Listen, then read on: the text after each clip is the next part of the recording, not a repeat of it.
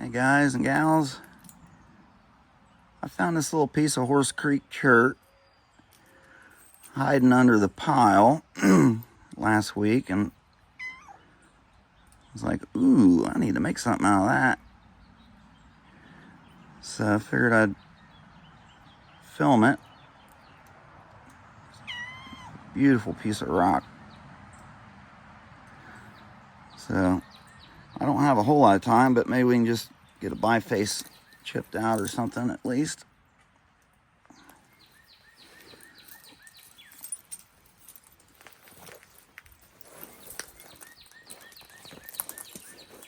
I've been selling a bunch of bifaces. I'm going to be making a bunch more. If you guys, anybody's interested in any, you can shoot me an email. I'll be making some out of Fort Payne and some hornstone, probably. Got quite a bit of Fort Payne left. Let's see here.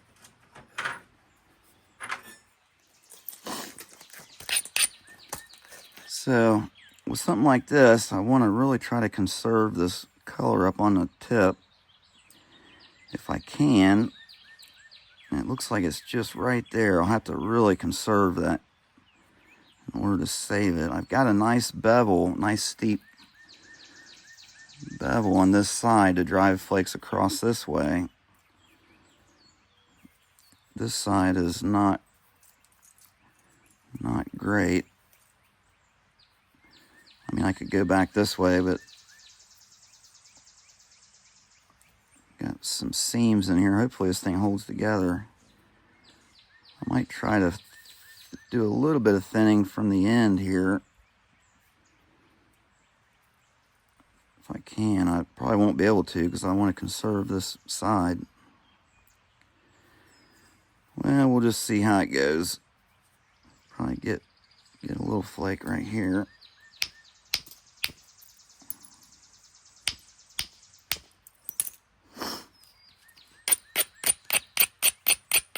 Get it started.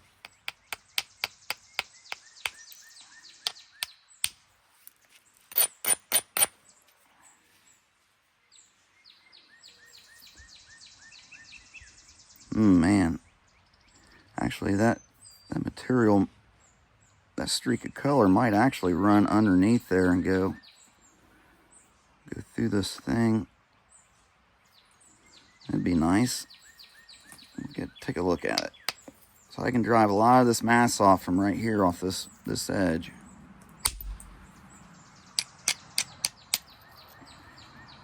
Wow. This camera's not really doing it justice. Man, that's pretty. It's got some real deep dark red in it. Cool looking.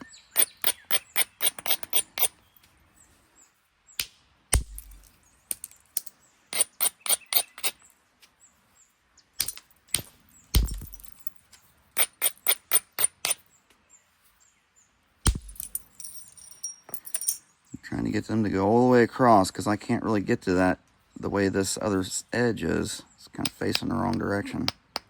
I can drive flakes across this way from over here, but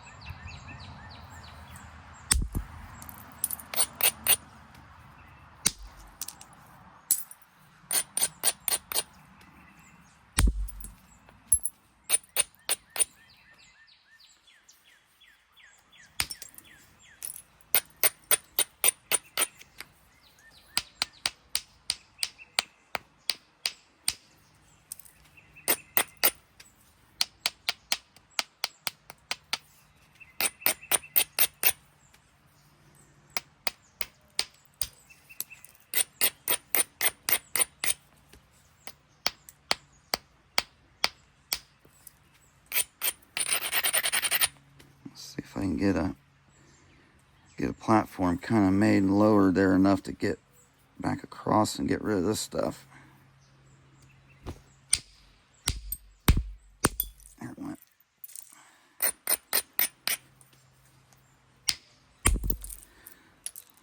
really high edge, but sometimes if you hit high and give it a lot of surface support underneath, you can get those stubborn spots to kind of fold off there.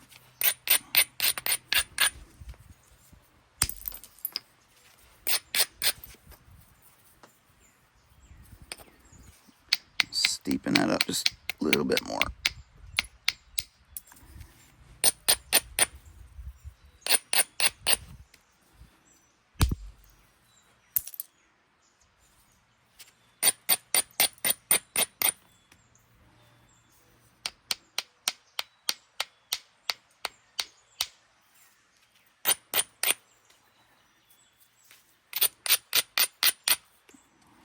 Flake went in there and stepped, but it kind of removed enough material to give me an access to that platform right here in the corner.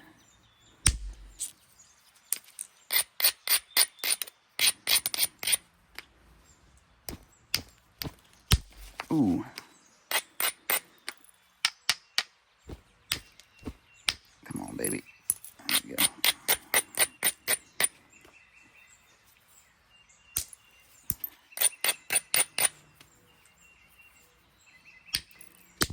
Come on.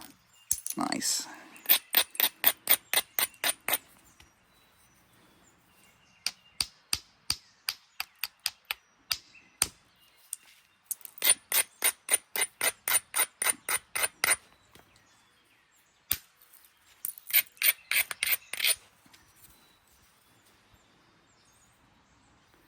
I'm doing pretty good so far. We've conserved our width.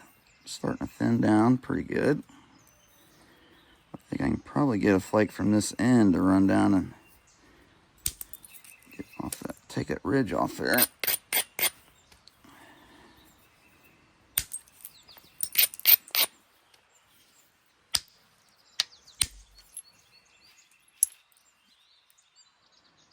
Oh boy, this might be a beauty.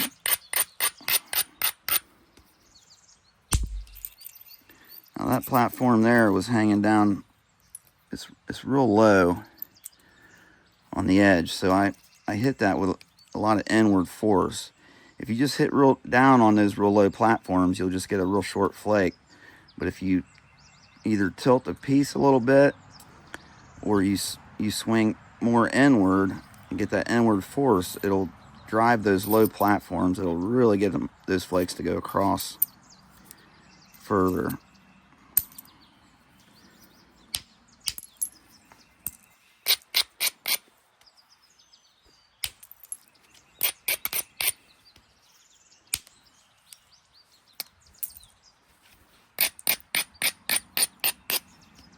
I'm going to downsize my tool.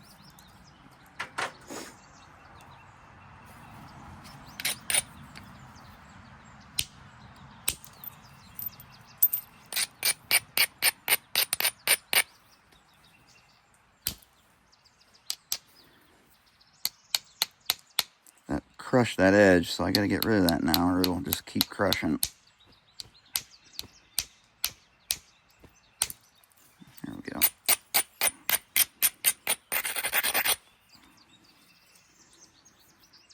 So I can probably use that platform to come back across this way.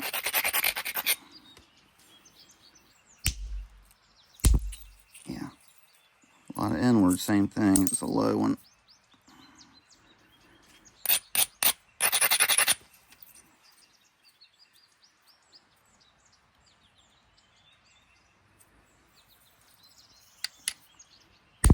I don't think this has been heat treated either, man. If that was heat treated, look out. Colors would go crazy, probably. That, or it might dull them. Sometimes it dulls the colors on this Horse Creek when you heat treat it.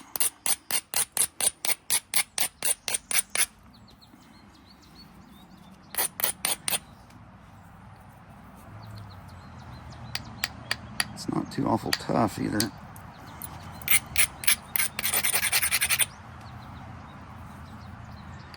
Okay, so I'm up towards the tip. I use a lot of inward, more than anywhere else, any other time. I really strike in, especially on this side.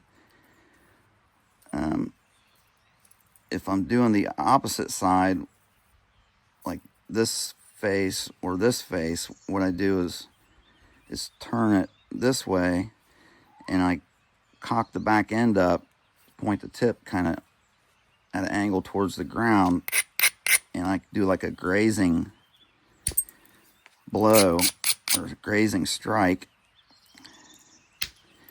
and that seems to work well going in the other direction. But on this direction here, I usually strike right almost directly into that edge, if that makes sense.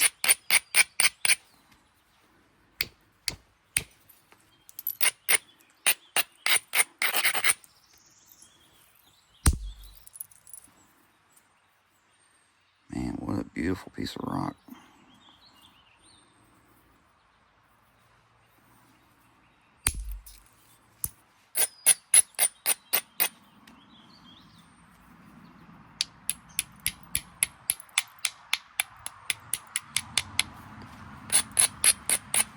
I'm having a truckload of that stuff. Almost reminds me of Flint Ridge.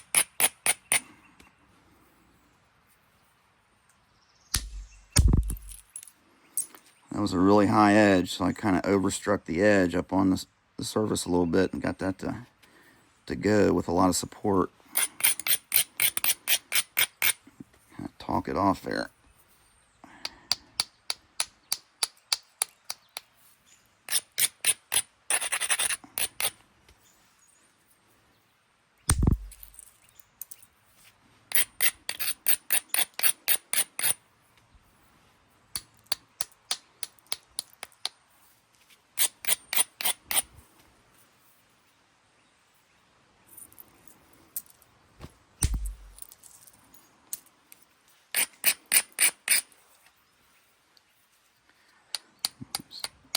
Come back and lower that edge a little bit.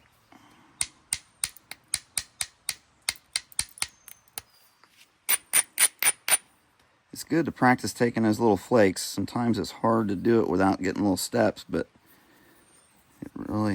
they're nice to get the edge lowered when you need to.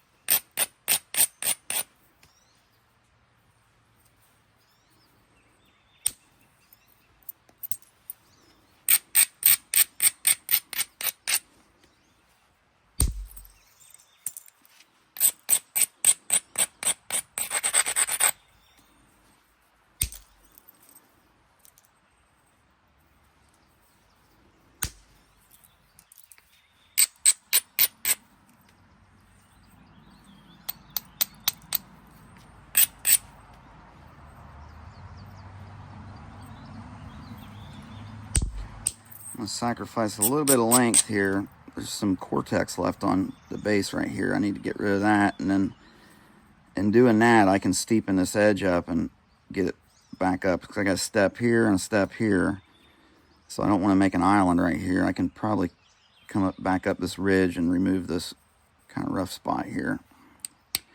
Hopefully after I get rid of that cortex.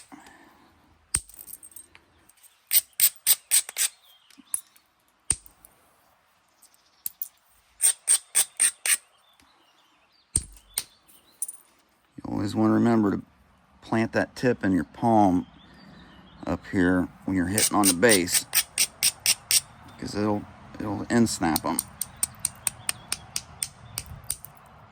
Just steeping that up a little bit now so I can come back this direction.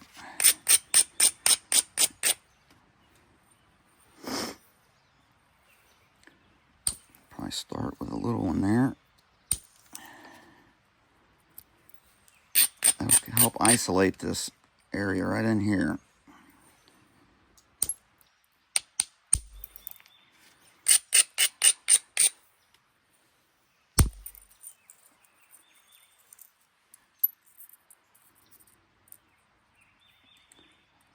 I got rid of those.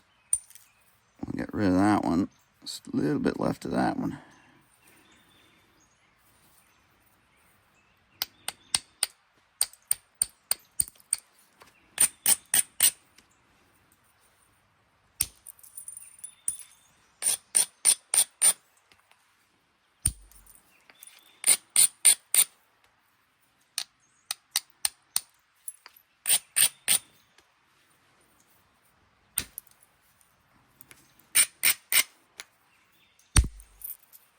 There we go.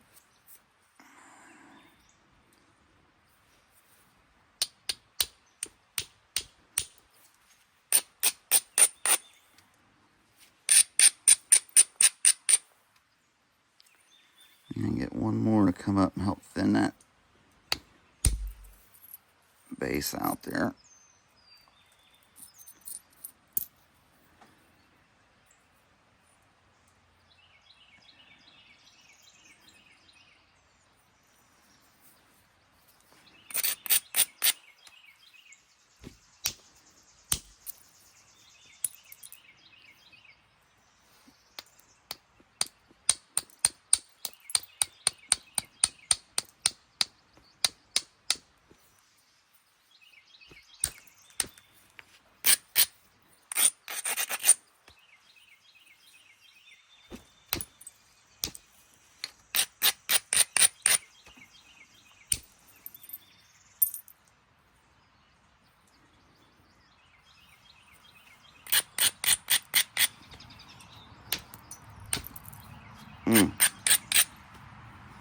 That wasn't good. My bopper's getting wore out. I'm down to the lead. It's not, the copper's not grabbing it very good. Let's see if I can use this thing here. Yeah, that's better. Way more better.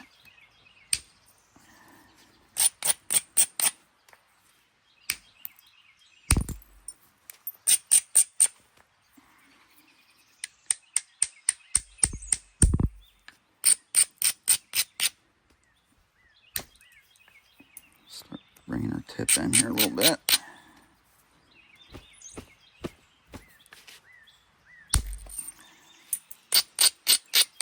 Every time I switch tools, I gotta adjust my accuracy.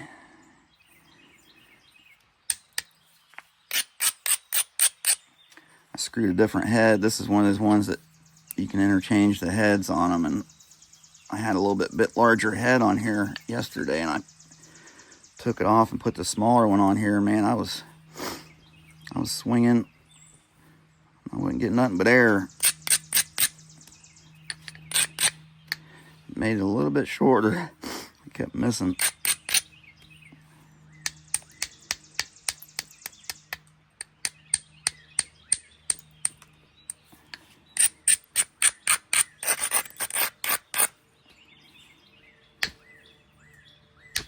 I'm gonna let go.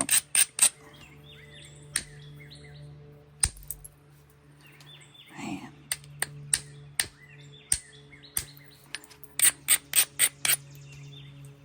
Come on, baby.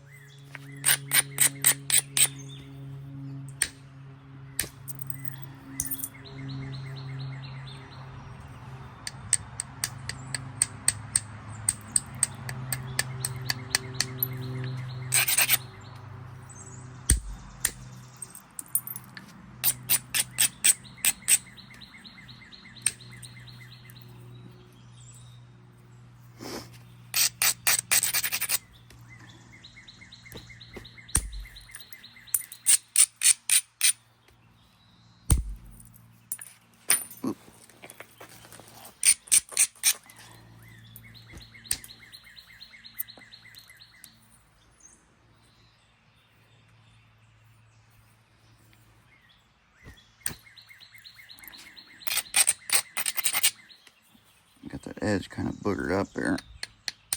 Crushing. It's kind of a square edge right here.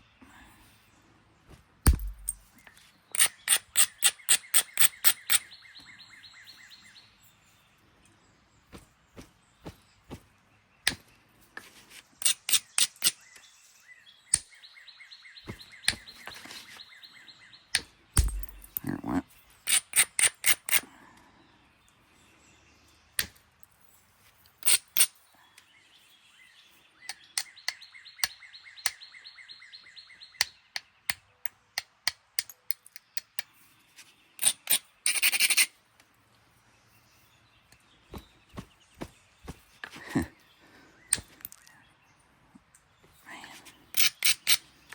Might have to get that with a pressure flaker.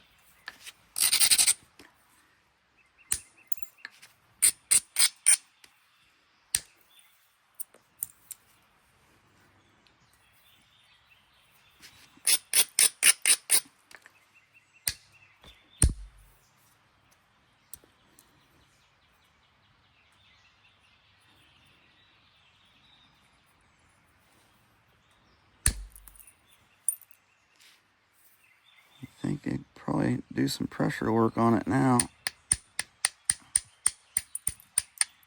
It's got quite a bit of thickness left on it, but depending on what we do with it.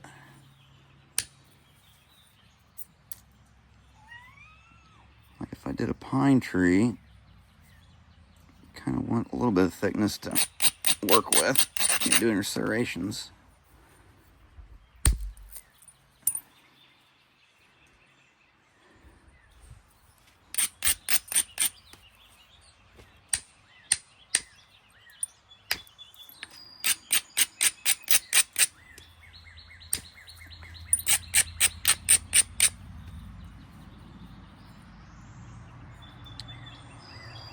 Yeah, buddy. Need to remove some of that mass right there.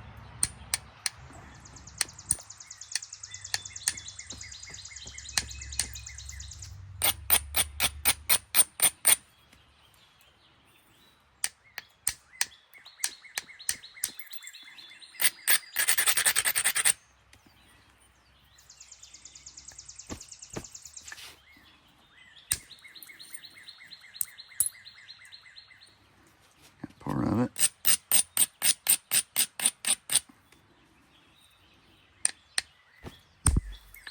There we go.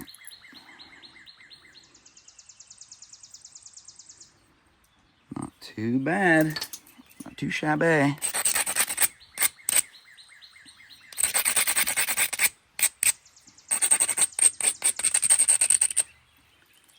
see if we can run around here and shape it up a little bit with pressure.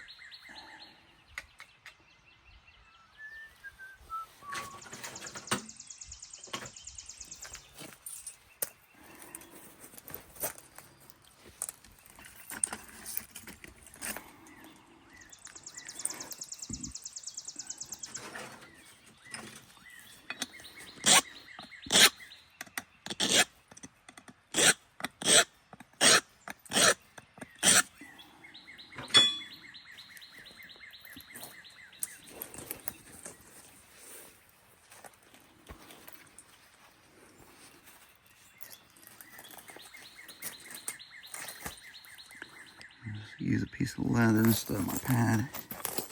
It'll help those flakes carry a little bit further. If you get your tools seated on there and then seat the surface down into the leather before you release the flake, it'll help those flakes go a lot farther and not break off. If you have air, a gap in between the pad and the piece, sometimes they'll run in there and when they hit that support, they break off. So you want to kind of seat the piece down in there before you let that flake release.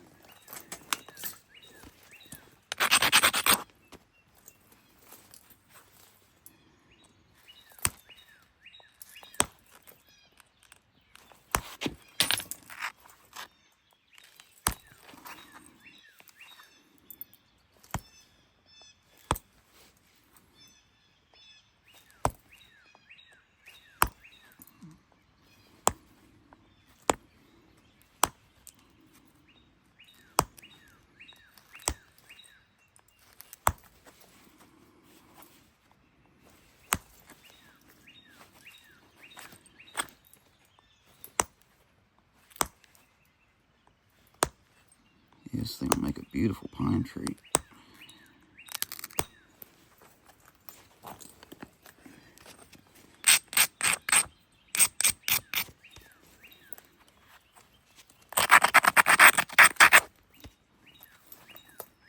So I just went down this surface. I'm going to come back and just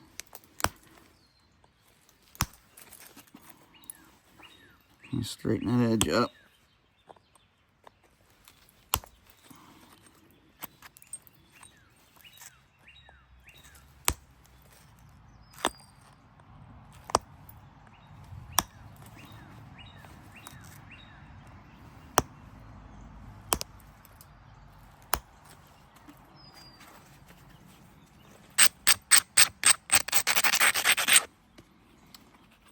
Straighten it up this way and straighten it up, center it.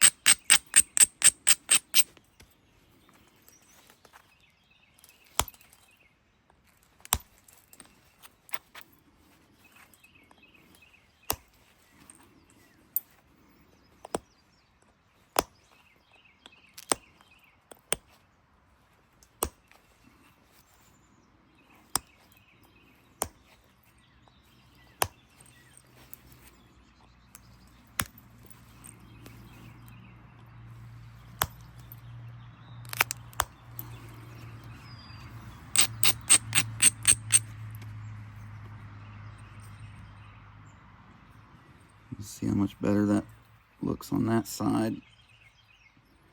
Let's see if we can make this side tune it up a little bit.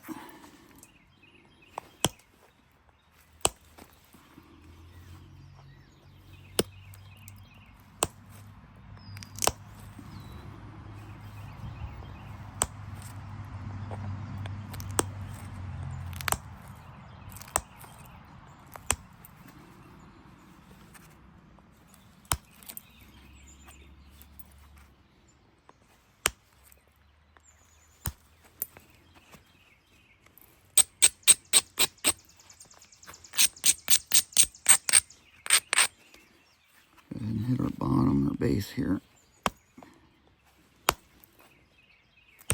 Every little bit helps to thin it out before you notch it.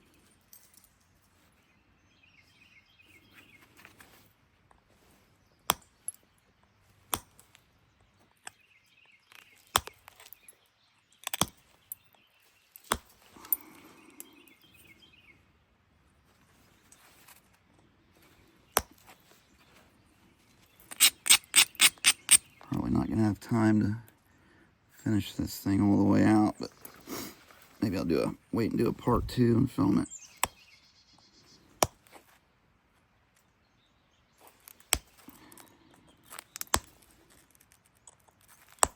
Ever since I found this rock, I'm dying to chip it, break into it.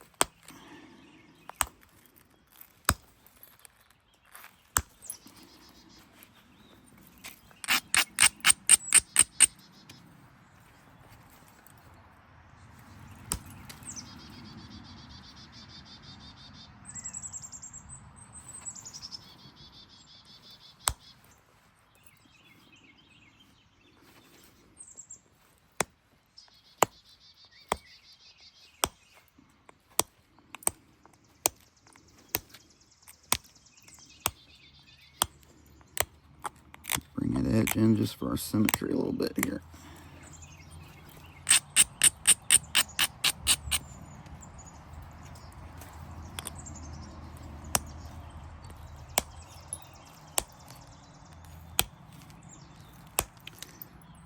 It's a pretty good thickness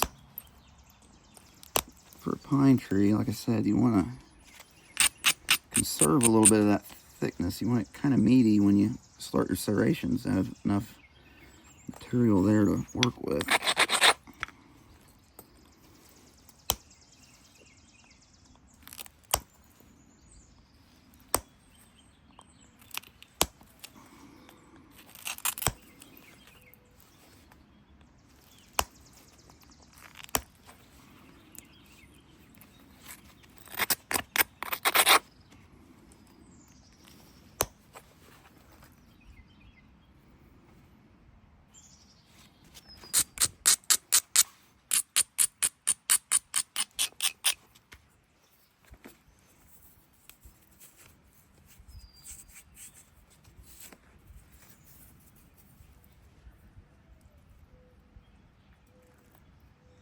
Yeah, buddy, I'll do a part 2 when I finish this thing up.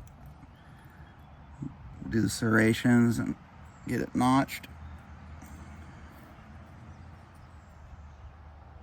Hopefully. So, anyhow, I just wanted to do a quick video. Hope you all are doing well. And I'll see you all in the next one.